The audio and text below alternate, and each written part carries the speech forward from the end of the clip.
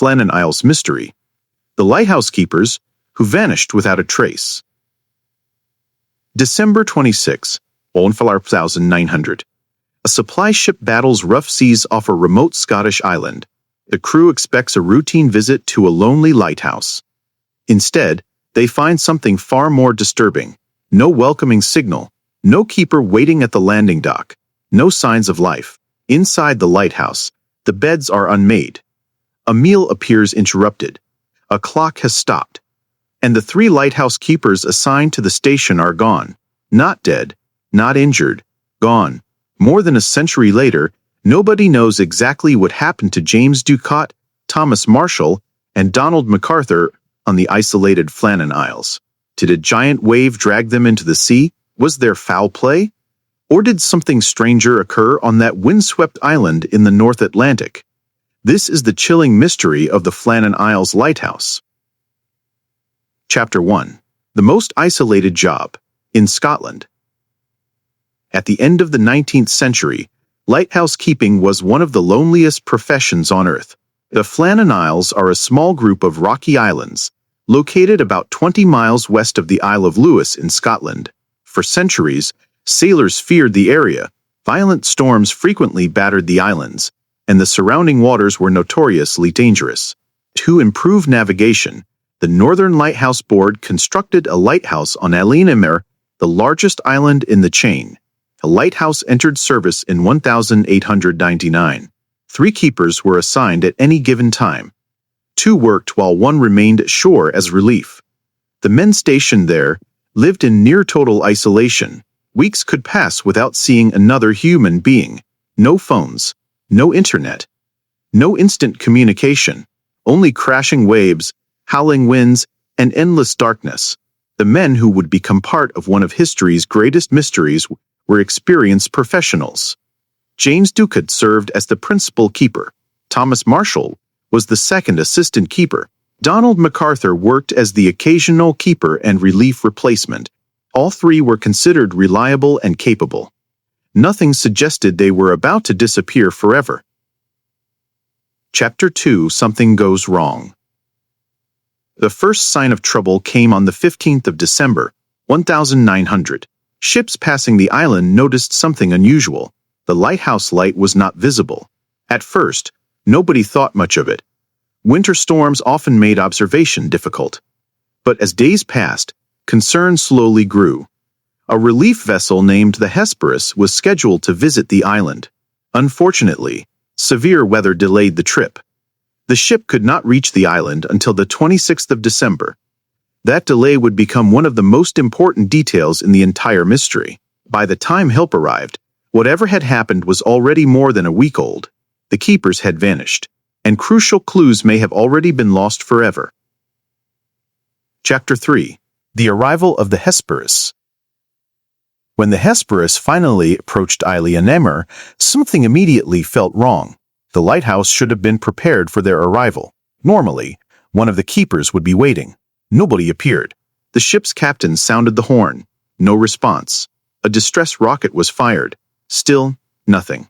Eventually, relief keeper Joseph Moore was sent ashore. As he climbed the steep path toward the lighthouse, an uneasy feeling settled over him. The island was silent. Too silent. When he reached the entrance, the door was closed.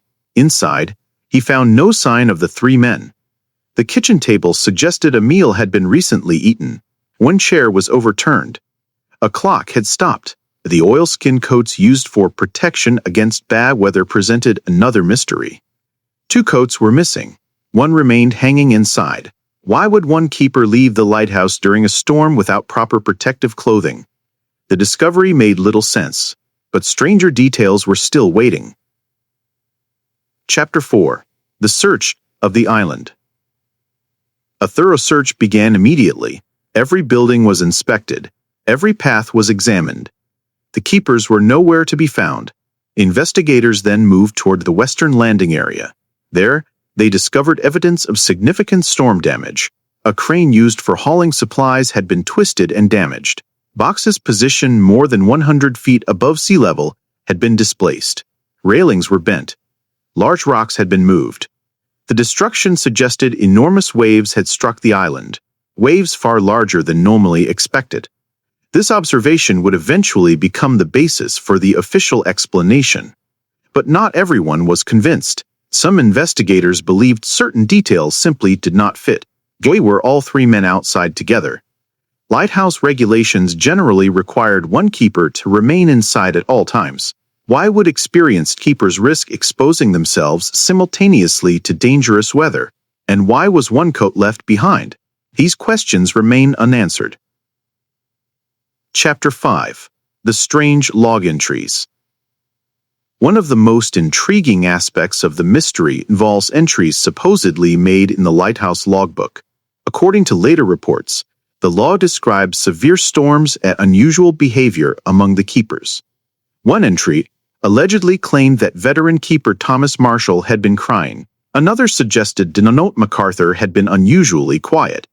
This was surprising because MacArthur reportedly had a reputation as a tough and experienced seaman. Some accounts even mention references to frightening winds unlike anything the men had previously encountered. Then came the most mysterious alleged entry. The past storm has ended. Sea calm. God is over all. The problem. Many historians believe these entries were either exaggerated, misreported, or may never have existed in the form later described. The original official investigation focused primarily on physical evidence, rather than dramatic diary passages. Over time, retellings of the story may have blended fact with legend. Nevertheless, the mysterious logbook remains a popular part of the Flannan Isles legend. Chapter 6. The Official Explanation. The official investigation concluded that a giant wave most likely killed the three men. Here is how the theory works. One keeper notices storm damage at the landing area. He goes outside to inspect it. Second keeper joins him. The third eventually leaves the lighthouse as well. While they are working near the cliffs, a massive rogue wave crashes over the rocks. The force sweeps all three men into the sea. Given the harsh conditions and powerful currents, survival would have been nearly impossible. The theory explains several important details. It accounts for the storm damage. It explains why the bodies were never recovered. And it fits known dangers associated with the island. Even today, rogue waves remain capable of causing catastrophic accidents. Many historians believe this explanation is the most likely, but certainty remains impossible. No witnesses saw what happened, and no bodies were ever found. Chapter 7. The Alternative Theories. Whenever people vanish without explanation, speculation follows. Over the years, numerous theories have emerged. Murder. One theory suggests an argument broke out among the men. Perhaps a fight turned deadly.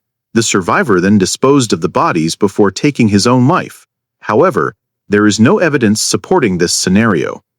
The keepers had strong professional reputations, and investigators found no signs of violence, piracy. Some suggested a passing vessel may have landed secretly on the island. Perhaps the keepers witnessed something they should not have seen. Again, evidence is lacking. No signs of intrusion were discovered. Espionage.